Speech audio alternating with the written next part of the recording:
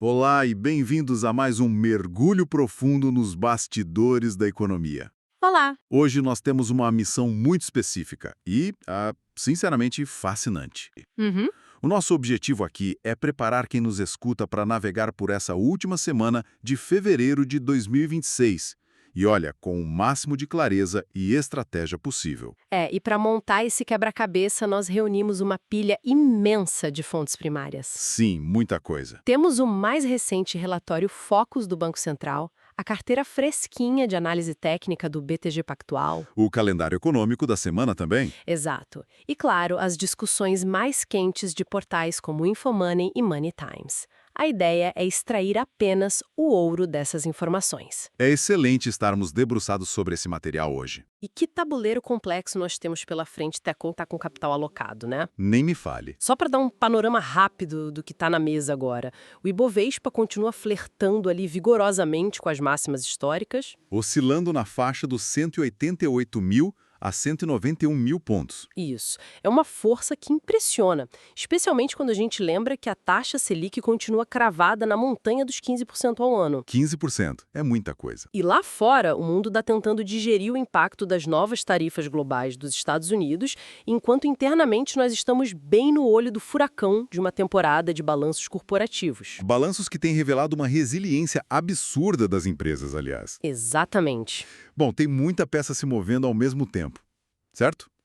Vamos analisar isso por partes. Vamos lá. Eu quero começar pelo nosso cenário macroeconômico, porque eu estava olhando os números do relatório Focus e, à primeira vista, parece que existe um descompasso enorme acontecendo. Como assim? A projeção para o IPCA, que é a nossa inflação oficial, caiu para 3,91% este ano. Uhum.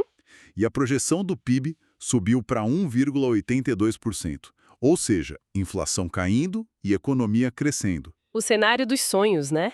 Pois é, mas aí o Copom, que é o comitê que decide os juros, vai lá e mantém a Selic em 15% ao ano, com aquela sinalização de talvez cortar em março. Mas por que o Banco Central continua pisando no freio com tanta força se os números principais parecem melhorar? Essa é a grande charada do momento. E o que é fascinante aqui é a análise recente da XP Assets sobre isso. Eu li algo sobre isso. Especificamente os apontamentos do economista-chefe deles. Eles dizem que o Brasil está caminhando no que chamam de o fio da navalha fiscal. Fio da navalha fiscal? Explica isso um pouco melhor. Basicamente, os gastos do governo estão impulsionando a economia artificialmente, mas cobrando um preço perigoso. Pense na dinâmica da nossa dívida pública. Tá. Os dados mostram que o gasto público federal está crescendo cerca de 4,5% acima da inflação. E nos estados... Esse salto é ainda maior, né? Exato, batendo 7% de crescimento real. Isso injeta dinheiro na economia, o que explica aquela revisão do PIB para cima que você mencionou no Focus. A economia gira. Gira.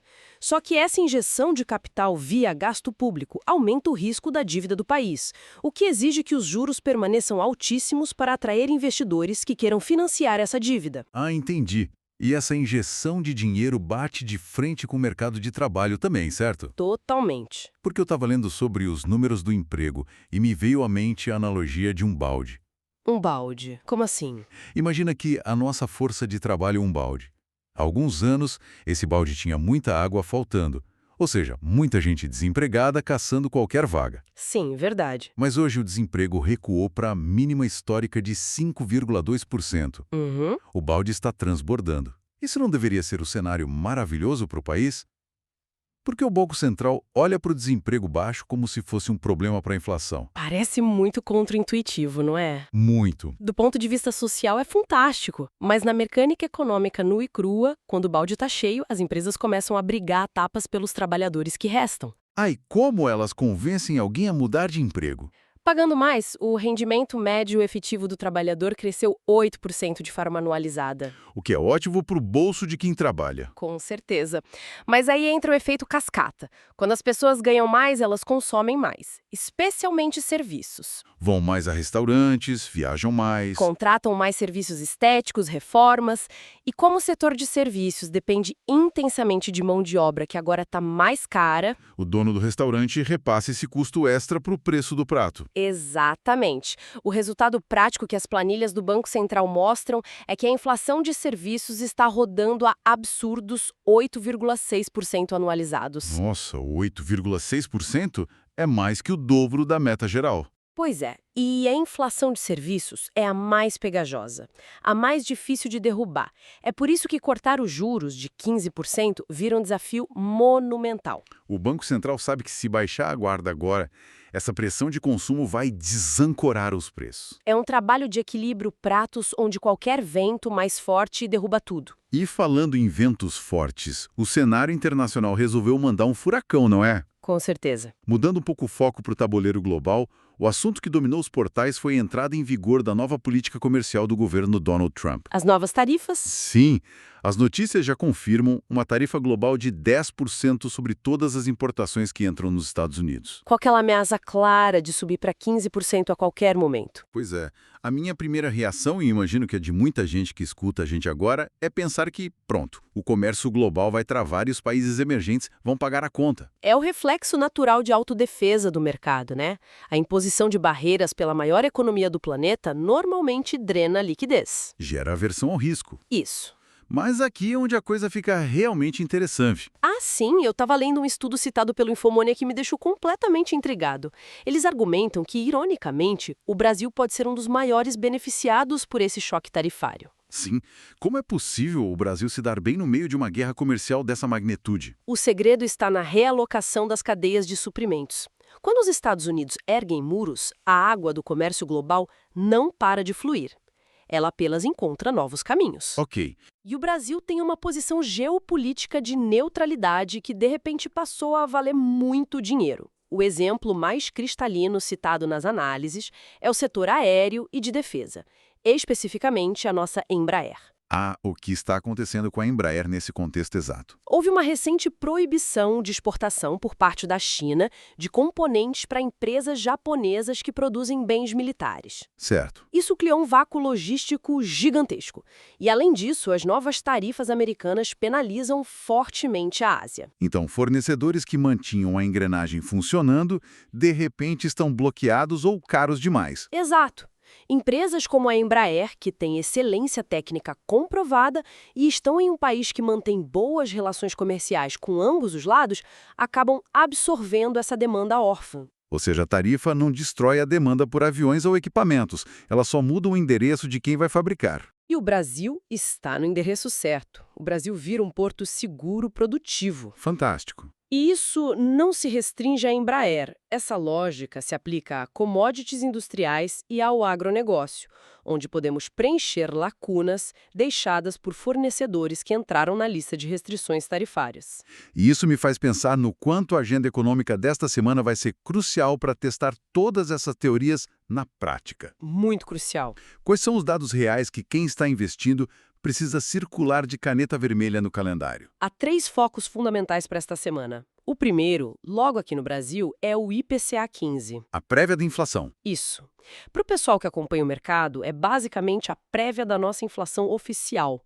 Ele mede os preços até a metade do mês e dá o tom do que esperar. Qual é a expectativa? A expectativa puxada pelas mesas de operação do Bradesco é de uma alta de 0,56%. Se vier acima disso, a chance de um corte na Selic em março vira fumaça. Perfeito. O segundo indicador é o CAGED, o Cadastro Oficial de Geração de Empregos Formais.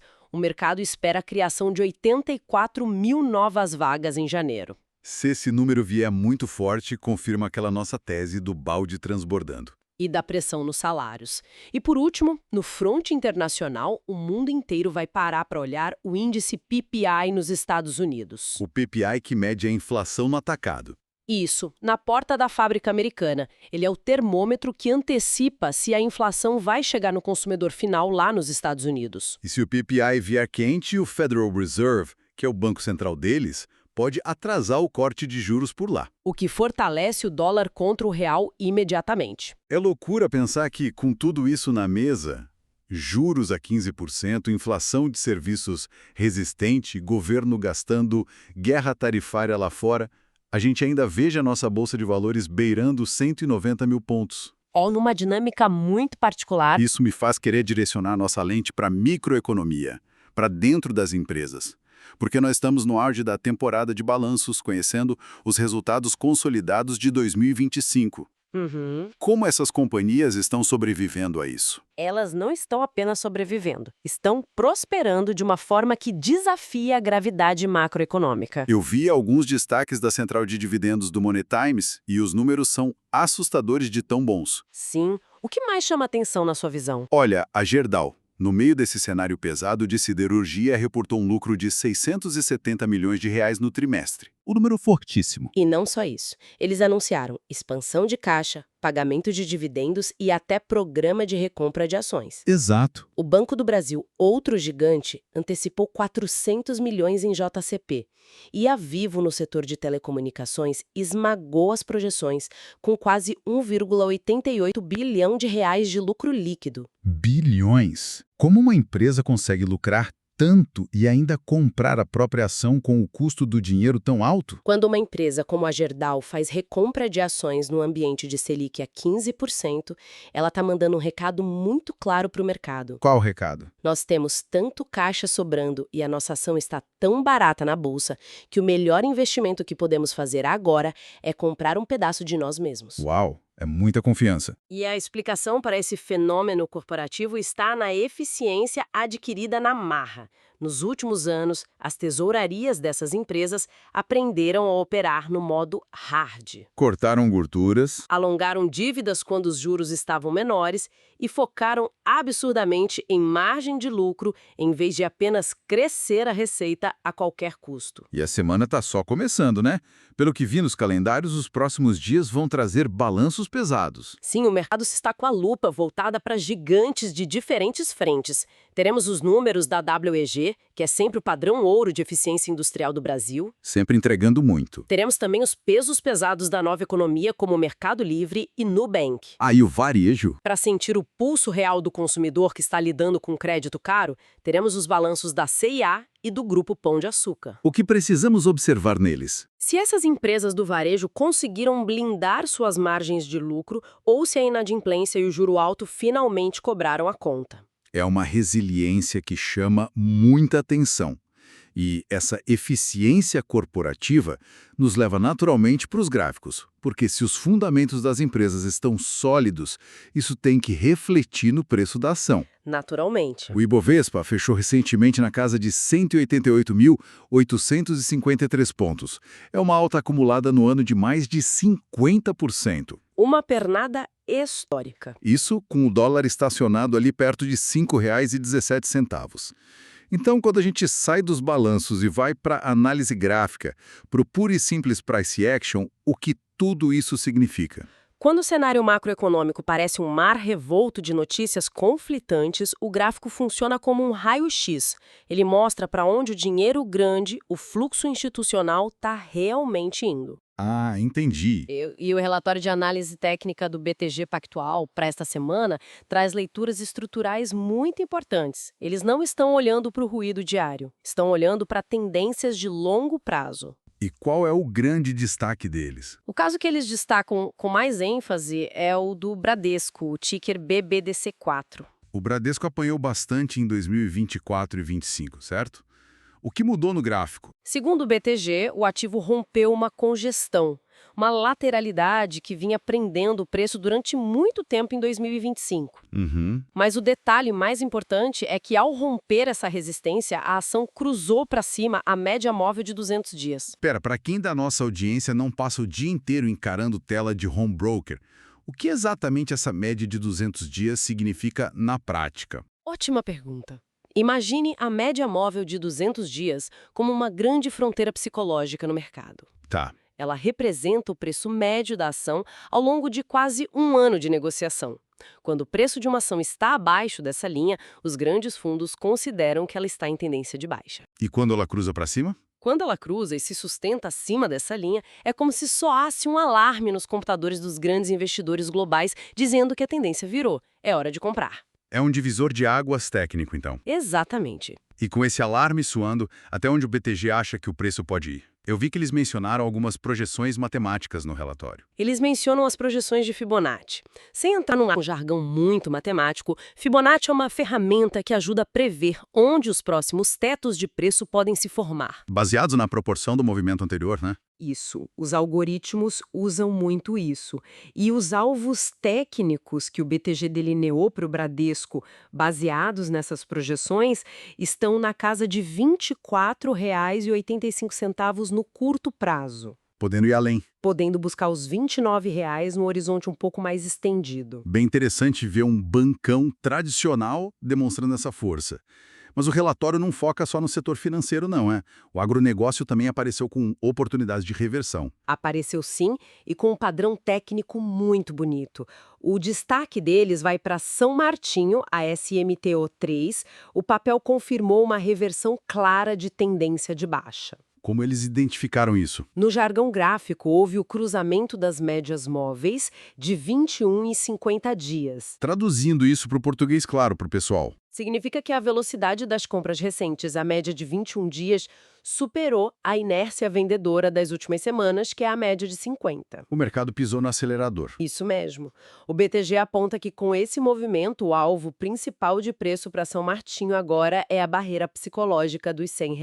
É fascinante ver como os gráficos contam uma história de apetite ao risco, mesmo com aquele cenário macro assustador que discutimos no início. Se conectarmos isso ao quadro geral, essa é a grande beleza da análise de fluxo. O gráfico não mente sobre onde o dinheiro está sendo colocado. Sim, o dinheiro fala mais alto. O mercado está precificando essa resiliência corporativa absurda. Ele olha para os lucros bilionários, vê que as empresas estão adaptadas aos juros de 15% e decide alocar capital ali. Escolhendo ignorar o barulho político. E as tensões fiscais, pelo menos por enquanto. Essa capacidade do mercado de separar o ruído dos fatos concretos é o que separa quem ganha de quem perde dinheiro, afinal. Sem dúvida. Chegando ao fim da nossa análise pré-mercado, vamos recapitular o ouro que destilamos para quem está se preparando para a semana no canal Professor Invest. Vamos lá. De um lado, vimos um cenário nacional onde o fio da navalha fiscal exige muita cautela. O governo gasta, o balde de empregos transborda e a inflação de serviços não deixa a Selic cair dos 15%. Um lado da moeda. Por outro lado, vimos que as temidas tarifas de Donald Trump podem estar abrindo avenidas de ouro para empresas brasileiras como a Embraer, graças às reconfigurações geopolíticas. Verdade. E coroando tudo isso, temos empresas entregando balanços incrivelmente robustos, com a análise técnica do BTG confirmando a entrada de fluxo comprador pesado em papéis como Bradesco e São Martinho. Essa é a leitura perfeita.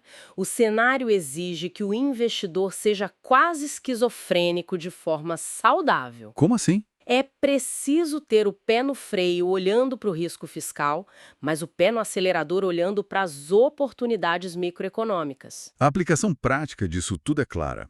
A Bolsa de Valores não é um bloco maciço de concreto que sobe ou desce de uma vez só. De jeito nenhum. Existem desafios imensos, mas, simultaneamente, há ativos rompendo resistências históricas porque fizeram a lição de casa. Estar bem posicionado significa saber escolher em qual pedaço desse quebra-cabeça o seu dinheiro vai trabalhar melhor. E já que destrinchamos todo o material hoje, eu gostaria de deixar um pensamento final. Por favor. Uma provocação para quem nos escuta mastigar durante essa semana. Nós passamos os últimos minutos exaltando como grandes empresas tradicionais, siderúrgicas, bancos, telecomunicações aprenderam a lucrar bilhões e distribuir dividendos com a Selic a 15%. Sim, elas têm caixa para aguentar o tranco. Mas isso levanta um ponto cego perigoso. E a nova economia? E as startups de tecnologia, energia limpa e biotecnologia nacionais que dependem essencialmente de crédito barato e capital de risco para inovar? É um excelente ponto. Será que essa festa de dividendos das empresas maduras não está, na verdade, mascarando uma crise silenciosa de inovação no país? Porque o dinheiro não chega nelas. Exatamente.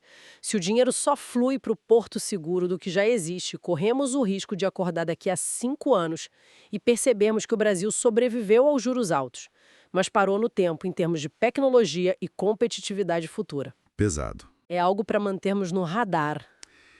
Caramba, que reflexão sensacional.